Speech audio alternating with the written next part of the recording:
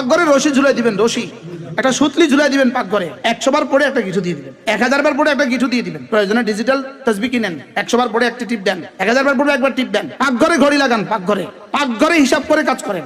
আপনি যদি আপনার অফিসের ডিউটির জন্য আপনি কিন্তু ঘড়ি লাগাইছেন, তো অফিসের ডিউটির জন্য ঘড়ি লাগাইতে পারলে জিকিরের জন্য পাকঘরে ঘড়ি লাগাইতে পারবেন না কেন? মা বোনদেরকে বলছি, মাওলানা ইউসুফ তো অনেক সুন্দর করে বলে মাশাআল্লাহ, মা বোনদের বলছি ইফতারের আইটেম কমান, এই সংস্কৃতি বাদ দেন, এই সংস্কৃতি ছেড়ে দেন।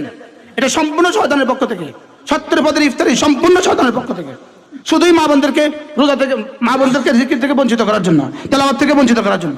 আইটেম কমান, বলেন খানার আইটেম কমান, ইবাদতের আইটেম বাড়ান। রমজান লাজেম করেন, রমজানের 2 কাজ লাজেম, উমরার ইতিকাফ লাজেম। রমজানের দিনের বেলা 1 সেকেন্ড, আমি তো 1 সেকেন্ড বলছি। ডক্টর রাগিব শারজানি বলতেছেন 1 সেকেন্ডের ভগ্নাংশ। বলেন যে ডক্টর রাগিব শারজানি বলেন 1 সেকেন্ডের ভগ্নাংশ রমজানের বাইরের 70,000 বছরের চেয়েও দামি।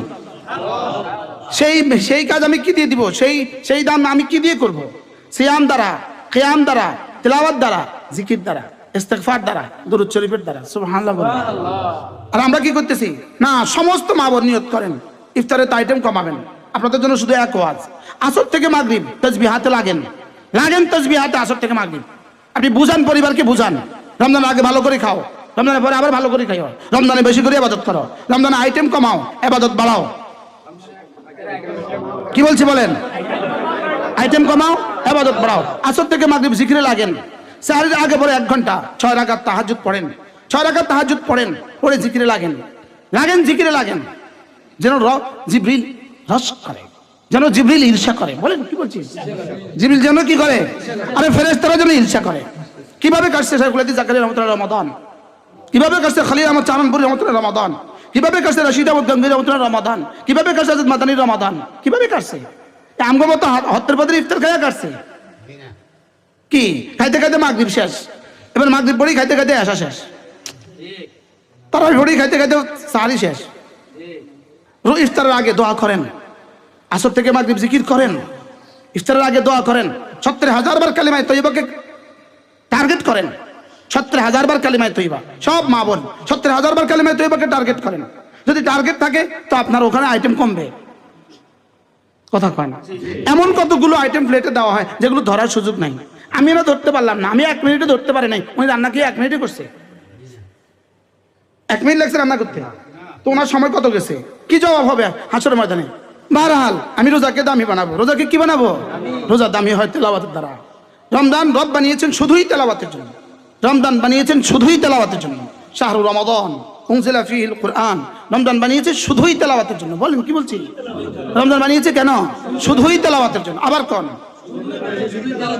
তো মা বোনরা এত আইটেমের কারণে তেলাওয়াত করতে পারে? বিসমিল্লাহ বলেও তো মুখে দিতে পারে না। বিসমিল্লাহটা বলার তো টাইম নেই, কারণ চুলা থেকে নামাইতেছে দিতেছে না, তো নিচে কোনো রকম বলেন না। বাস্তব না বাস্তব? কি বিষয়টা কি? এই জন্য রমজান দিছে? রমজান এই নাটকের লেগে রমজান দিছে? হ্যাঁ, শুধু আইটেম কিনবেন, সানাবুট কিনবেন, এটা ছাড়া তো হইতো না। পেঁয়াজ তো কিনবেন, এটা ছাড়া তো হইতো না। বেগুনি কিনবেন, বেগুনি না পারলে দরকার কাঁঠাল পাতা দিয়ে বেগুনি বানাবেন। এটা ছাড়া রোজা হয় কেমনে? এটা ছাড়া রোজা কেমনে হয়? নিরামিষ লাগে। অথচ ছাতু দিয়া ইফতার করছে। এই মানুষগুলোর জীবনের লেখা মুস্তাকিল কিতাব আছে, যে কারা কারা জীবনে ছাতু দিয়া জীবন চালাইছে। বুঝেন না কথা? হ্যাঁ, এখন থিওরি পাল্টাছে, বেশি করে খাও, বেশি করে ইবাদত করো। ওই এক স্যার আছে থিয়েটার থিওরি, বেশি করে খাও, বেশি করে ইবাদত করো, বেশি করে খাই ইবাদত নি করো না, বেশি করে দেয় উঠি দেয়। হ্যাঁ, বেশি করে খেলে ইবাদত নি হয় না, বেশি করে খেলে গ্যাস বেশি হয়। গ্যাসে না বেশি হয়, ইবাদত বেশি হয় কেমনে?